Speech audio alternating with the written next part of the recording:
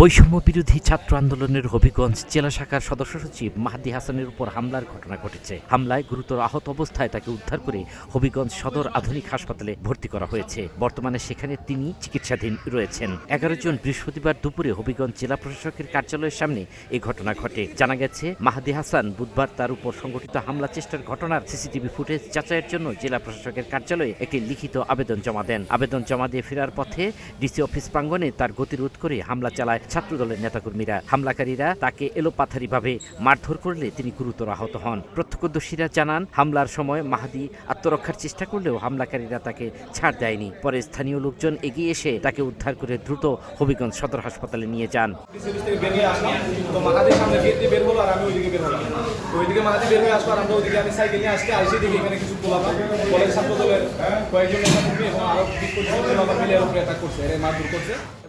কলেজের যুগ্ম সদস্য সচিব সহকারে কলেজ কমিটির যুগ্ম আহ্বায়ক 3-4 জনের নেতৃত্বে মাহাদির উপরে এলোপাতারি বসি এবং একজন বাইক নিয়ে এসে ওর পায়ে ধাক্কা মারলো।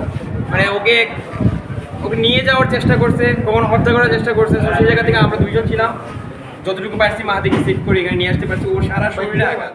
হবিগঞ্জ সদর মডেল থানার ওসি জাহিদুল হক জানান, ঘটনার খবর পেয়ে ঘটনাস্থল পরিদর্শন করেছেন। পরে মাহাদিকে চিকিৎসার জন্য হাসপাতালে পাঠিয়েছেন। বিষয়টি নিয়ে তদন্ত করা হচ্ছে বলেও জানান তিনি। ডিসিও আমাদের অফিসের সামনে রাস্তার মধ্যে কতিপয় লোকজন তাকে মারপিট করেছে, তাকে কিলঘুষি দিয়েছে এবং লাঠি দিয়েছে। সংবাদ পেয়ে আমি গেছি।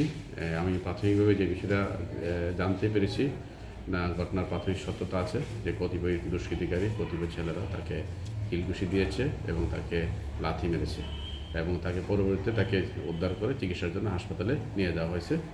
বর্তমান হাসপাতালে চিকিৎসাধীন আছে। এই বিষয়ে আমি প্রয়োজনীয় আইনের ব্যবস্থা গ্রহণ করব, অভিযোগপত্র সাপেক্ষে প্রয়োজনীয় ব্যবস্থা